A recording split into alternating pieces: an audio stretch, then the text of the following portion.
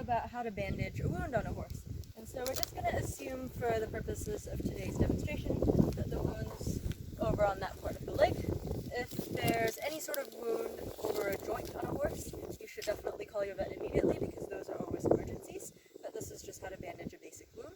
So the supplies you're going to need is, you're going to need a non-stick layer to put on the wound. You're going to need something to keep that layer on. A thicker gamgee layer, or if some people have the cotton ones, that's fine too. Anything that kind of looks about like this. And that's the compression layer. And vet wrap, so the stuff that sticks to itself is really nice. And that's to help hold the compression over the gamgee. Honey is a really good safe thing to put on most wounds. So if you have any of that, Manuka honey is the best. If you don't have any Manuka honey, as long as it's raw unprocessed honey, it'll still have antibacterial properties. So just for this demonstration, so the first layer, probably better view is going to be here. So the first layer you're going to want to put on is your non-stick layer. So it looks like that. You're just going to want to pop that layer over the wound, make sure it's covering the whole wound.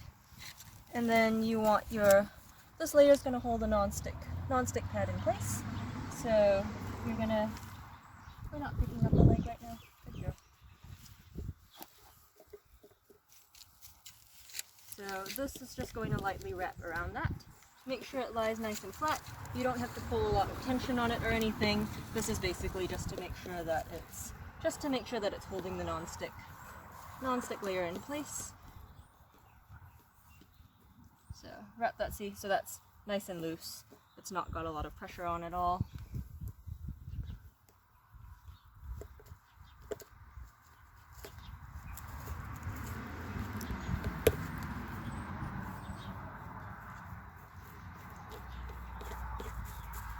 Alright, and so the next layer is your gamgee layer. You want to put this over and wrap it around like so. Make sure it's lying nice and flat all the way around. And so then you're using your vet wrap layer to hold that on. It's easier to start from the bottom and work your way up. I find the bandages tend to stay on a lot longer that way if you do it from the bottom up instead of from the top down. So for this you want a nice even tension all the way around. Don't pull more at any one side than you would at the front or the back or anything like that. So even tension all the way around. For the vet wrap, a good measure you can see, so if you're not putting tension on it, it kind of bounces back like that. If you're putting tension on it, it stretches out really nicely. So just make sure it's stretched out really nicely all the way around. You want about a 50% overlap from the previous layer. So see how this new layer is coming around and the bottom of the old layer is here.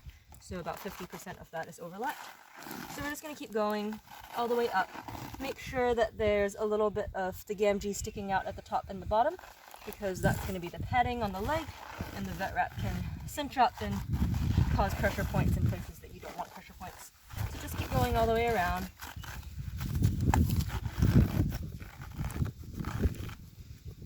And you have a beautiful compression bandage.